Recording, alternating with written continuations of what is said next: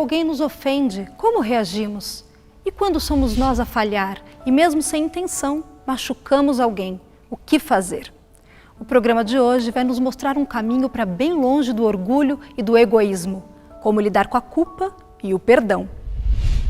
É curioso percebermos na história do cristianismo o encontro de Jesus com Simão Pedro, quando este lhe pergunta sobre o perdão, quantas vezes deveria perdoar aqueles que tivessem lhe ofendido. E Jesus sai com uma resposta clarificadora, porque ele reformula a pergunta respondendo, quando diz: não te digo, Simão Pedro, que até 7 vezes, mas até 70 vezes 7 vezes. E configura, portanto, uma perspectiva de abrangência para o perdão que nos suscita a analisar à luz da psicologia dos nossos dias e com esse olhar que a psicologia espírita nos favorece a entender o perdão numa dinâmica de profundidade imensa e em nuances até então não entrevistas. É que quando ele responde nessa perspectiva infindável de vezes, 70 vezes 7, ele não estava querendo configurar exatamente 490, esse número matemático, para uma vida.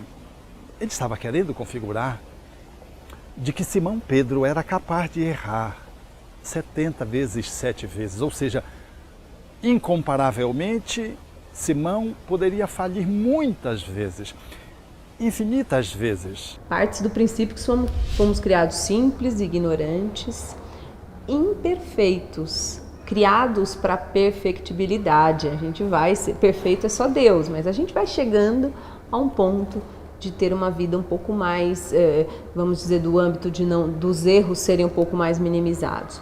Mas quando a gente erra, qual de nós não erra? Qual de nós pode atirar uma pedra no outro e dizer, olha, esse é culpado? Qual de nós pode se vestir, né, com uma toga de juiz e condenar? Se ninguém pode nos condenar, por que será que a gente vai ficar envolvido naquela coisa que vai e volta, aquele sentimento que não nos abandona, que a gente revive a cada momento daquilo que nós não falamos, ou daquilo que nós falamos, ou daquilo que nós fizemos ou não fizemos?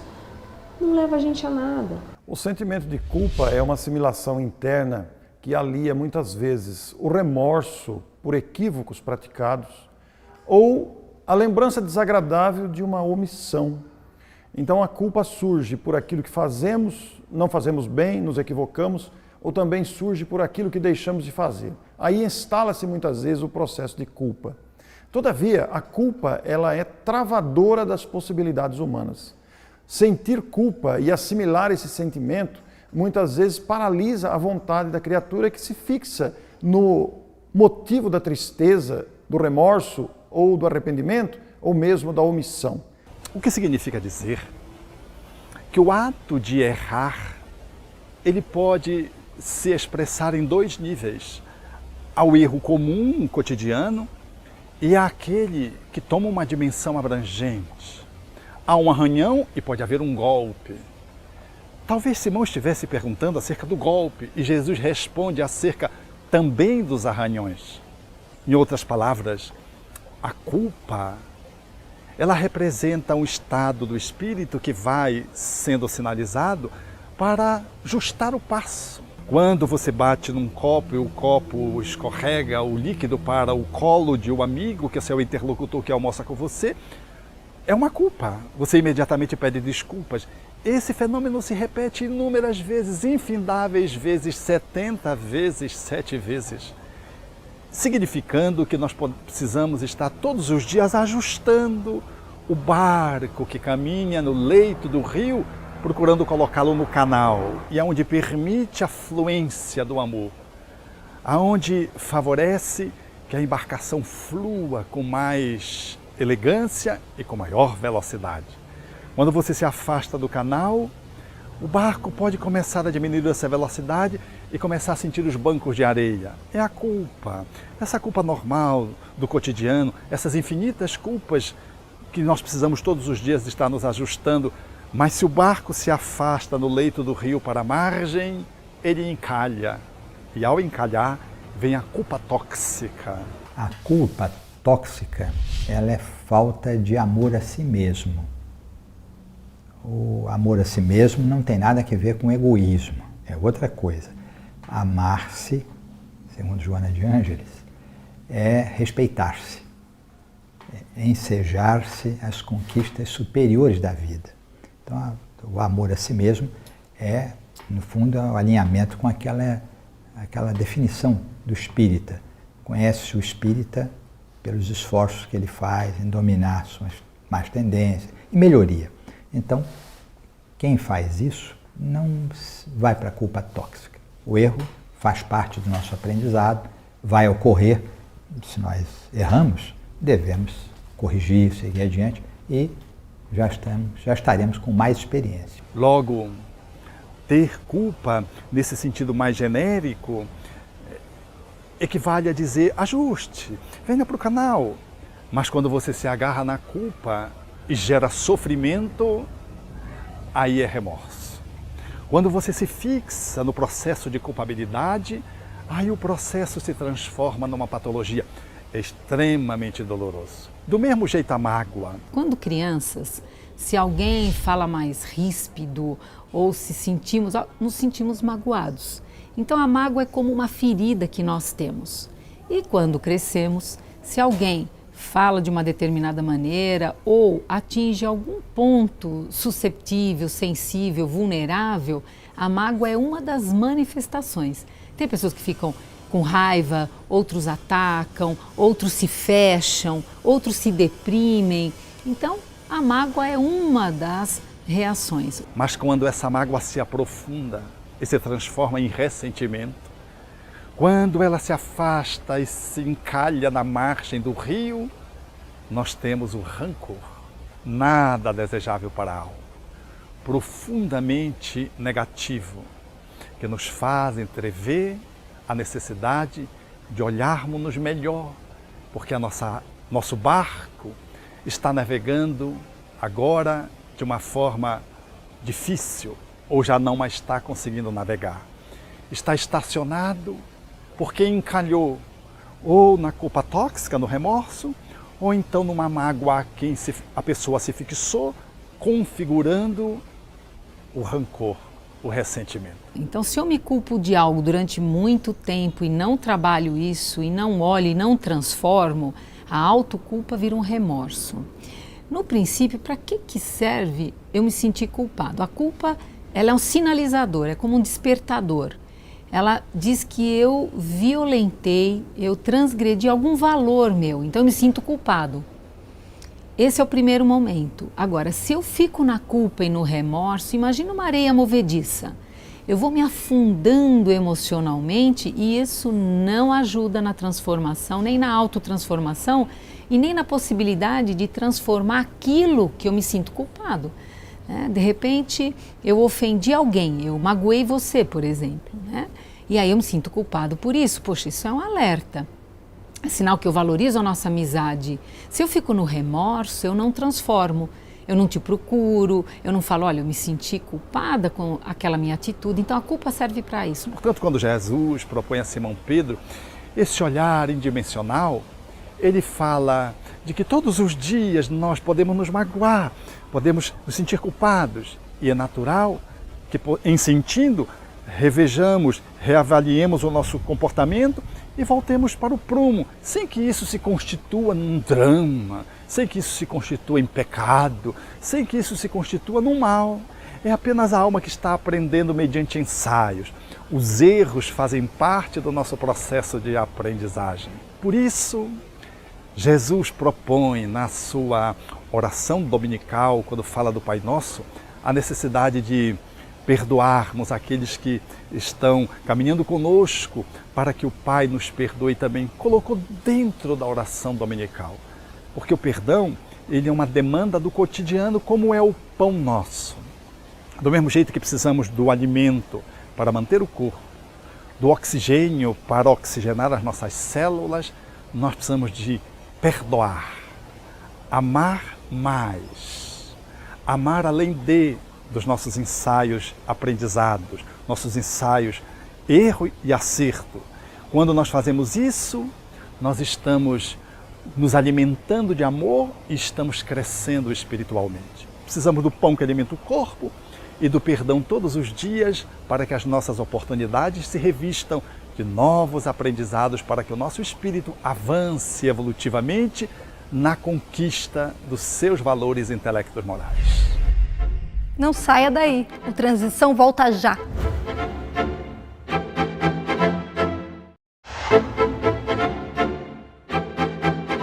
Através da perspectiva espírita, a culpa vira responsabilidade. O erro alheio vira oportunidade de aperfeiçoamento. Como aprender tais situações e seguir em frente? A fixação na culpa ou na mágoa, transformando-as em processos intoxicantes para a alma, ensejam uma disfuncionalidade no ser. Altera o comportamento, mas altera as emoções, altera o circuito psíquico, deságua nas dificuldades das relações sociais,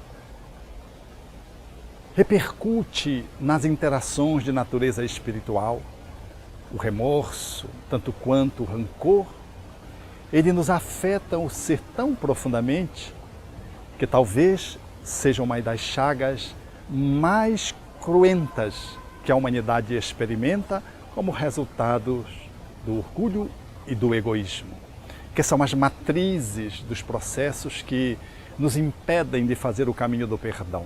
A culpa, ela é uma das principais causas das nossas doenças, porque a culpa é um sentimento que parte-se do princípio de que a gente se considera perfeito, então nós não podemos errar.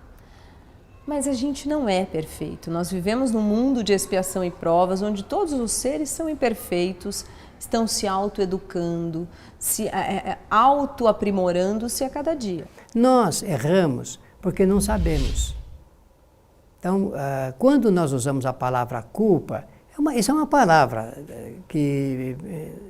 pela qual nós designamos os erros humanos, de forma que quando nós citamos aquela pessoa teve culpa nisso, ela é culpada, o que nós precisamos entender é que nós nos enganamos, nos desviamos exatamente porque não sabemos, não conhecemos tudo ainda.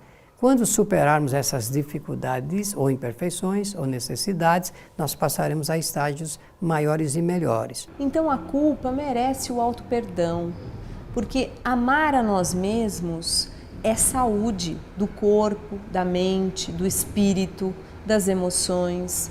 Amar a nós mesmos implica em fortalecer em nós as barreiras contra esses sentimentos de achar que eu deveria ter feito de outra forma. Na medida que isso prolonga demais, esse sentimento de culpa, que ele não é colocado em ação para o bem, o que pode acontecer é a pessoa desenvolver sentimentos de depressão e, como consequência, prejudicar a saúde por falta de cuidados próprios. Nós encontramos inúmeras pessoas que, vitimadas pelo remorso, alteram de tal ordem a sua estrutura de vida que entram em processos depressivos graves, que experimentam transtornos psiquiátricos variados. Esse processo gera uma paralisação na caminhada do indivíduo. É diferente do arrependimento.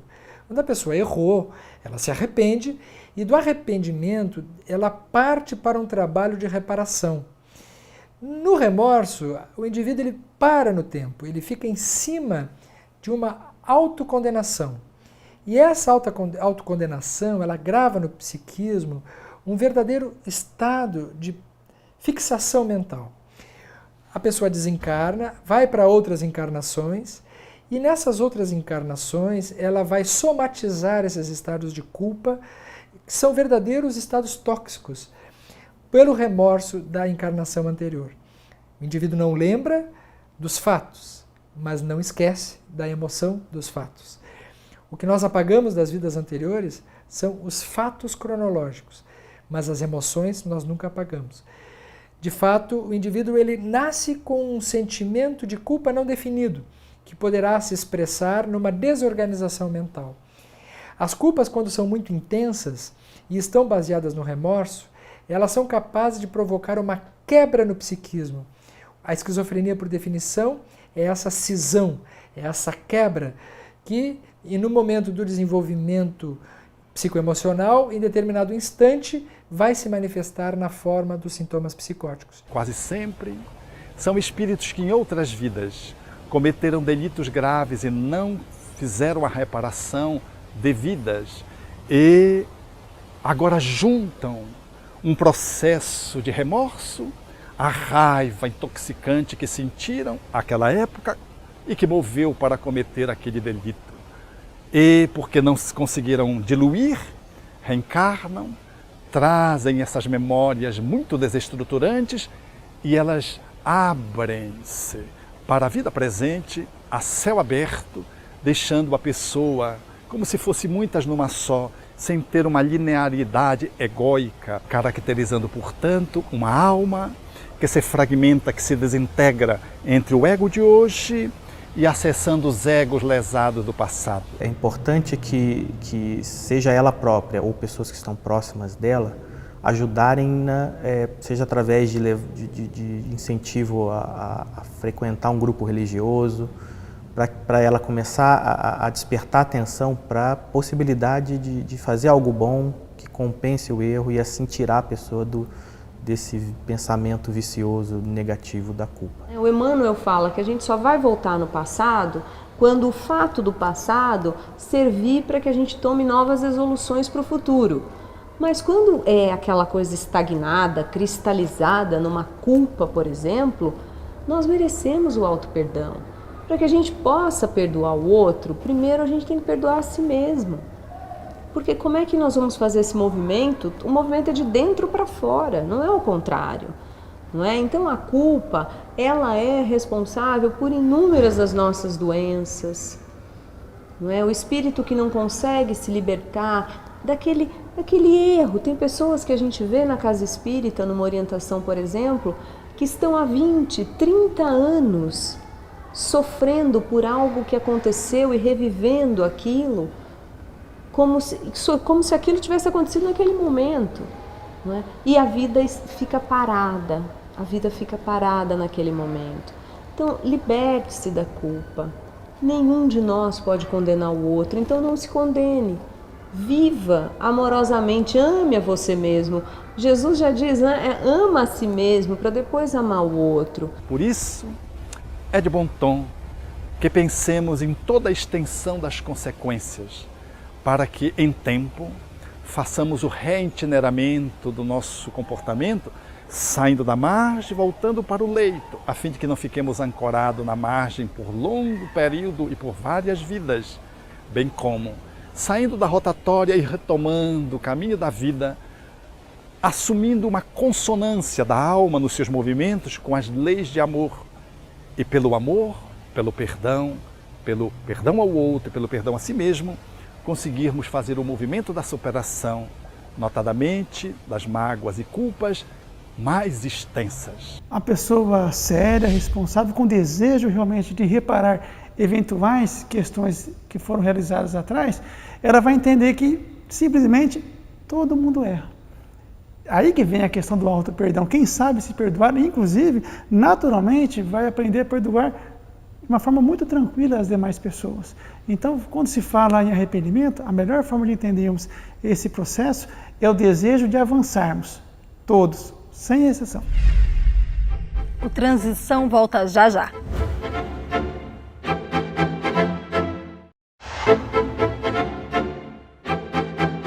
No segundo capítulo de O Livro dos Espíritos, Allan Kardec nos recomenda uma fórmula prática para o reequilíbrio após o erro cometido. Um conselho que permanece cada dia mais atual. Confira!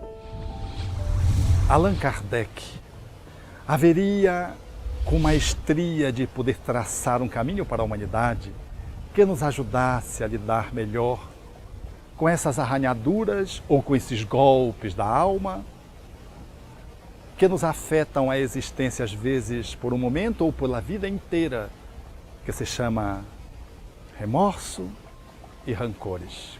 quando ele propõe uma metodologia, evocando toda a tradição de Jesus para nos colocar de uma forma bem pragmática, bem objetiva e muito lúcida, como é próprio do Espiritismo, a possibilidade de nós restaurarmos na alma o caminho da autolibertação. Porque o auto-perdão também é um motivo, é uma situação de caridade, a caridade para conosco mesmo. Porque quem de nós poderá dizer que nunca errou ou que nunca vai errar? Errar é um processo humano. O equívoco é natural em criaturas que estão em aprendizado. Se me perguntarem assim, mas em todos os casos existe possibilidade de reajuste, de reparação? A resposta é absolutamente sim. É para isso que nós estamos fazendo as experiências fantásticas em um planeta chamado Terra e que realmente possibilita isso. Nós devemos aprender a fazer isso. Diz o codificador que há 3 passos que configuram esse trabalho do auto-perdão, que se coloca com a expiação, o arrependimento e o processo reparador. O arrependimento é dar-se conta, é poder perceber que eu me equivoquei, levemente ou gravemente. A expiação é o desconforto que eu sinto, é o sofrimento por ter muitas vezes pisado no pé do outro e que uma desculpa resolve, ou então porque eu atropelei alguém não me dando conta e ultrapassando uma preferencial. Precisando, portanto, fazer um esforço, um movimento importante que não se resolve em algumas horas. Essa dor que me acomete por ter cometido um ato consciente ou inconscientemente, ela me exige da alma muito esforço e o sofrimento já é parte desse processo curativo. É inevitável que, se seguindo ou concomitantemente ao arrependimento, venha esse estágio do processo expiatório, que traz para a alma, mediante o desconforto, a necessidade de que ela tem que refazer, dar o próximo passo, que ela tem que reparar o mal feito. E aí vem o terceiro passo, o da reparação. A reparação é a atitude do ser que vai e reconstrói e refaz. Então ela precisa, para se perdoar, primeiro, olhar para a situação e se apropriar, se responsabilizar pela sua parte naquela história, né? Então esse é o primeiro passo do auto-perdão, é olhar para a situação e ver, não, eu tive responsabilidade nisso. Porque se eu não acho que eu sou responsável por uma situação, a solução dessa situação eu também não sou. Então, eu assumindo que eu tenho participação, aí eu vou, sim, fazer um processo de auto-perdão. Ao invés de eu me agarrar e ficar lamentando o leite derramado, eu me movimento e vou coletar o leite, limpar, começar a fazer o movimento que eu preciso fazer para poder me sentir bem comigo mesmo. Nós erramos sempre. Há mesmo alguns psicopedagogos que dizem e alegam que nós aprendemos muito mais com os erros do que com os acertos da nossa vida.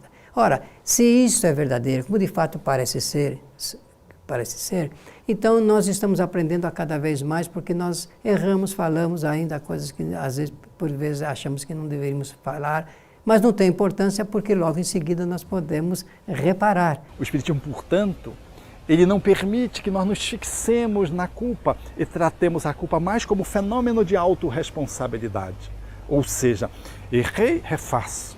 Se for um processo pequeno, é uma desculpa.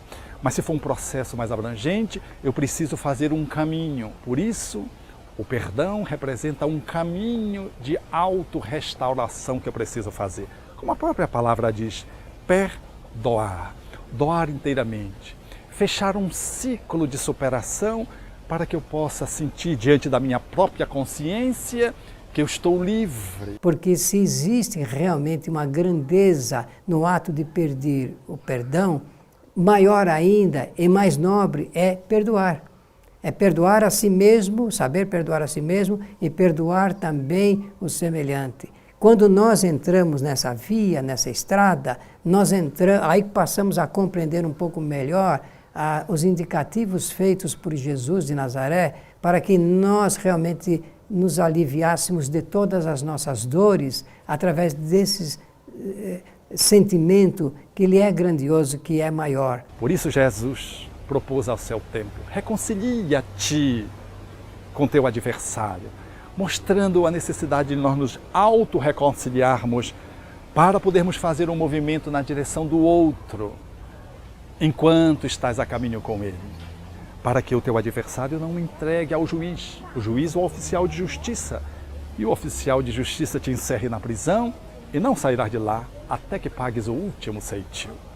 O olhar espiritista, considerando a reencarnação, fala-nos daqueles que, encaminhando numa vida, numa existência corpórea, não conseguindo perdoar, ao sairmos, somos entregues ao juiz, à consciência, que nos entrega aos oficiais de justiça, que são os benfeitores, que nos colocam num novo corpo, uma prisão, e lá não sairemos até que restauremos, reparemos até o último ceitil, ressarcir um equívoco que fazemos durante uma doença psiquiátrica. O autismo, que ao tempo em que é uma doença, ela já é o próprio tratamento.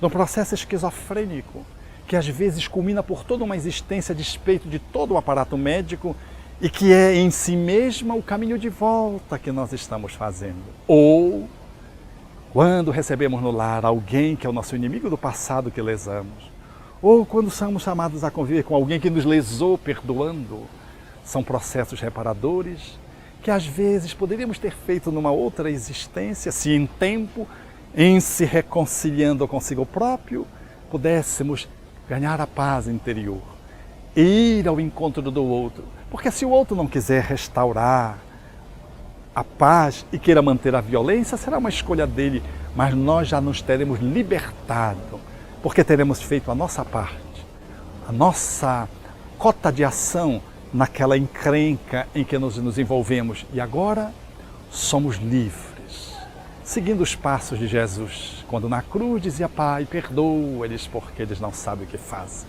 se desonerando de todo sentimento ruim, para logo em seguida ressurgir para os mesmos que traíram, negaram ou abandonaram, mostrando que o caminho é um caminho de libertação. Não esqueça de acessar www.transição.tv e compartilhar este e outras centenas de programas com seus amigos. Ficamos por aqui, eu te espero no próximo Transição. Tchau!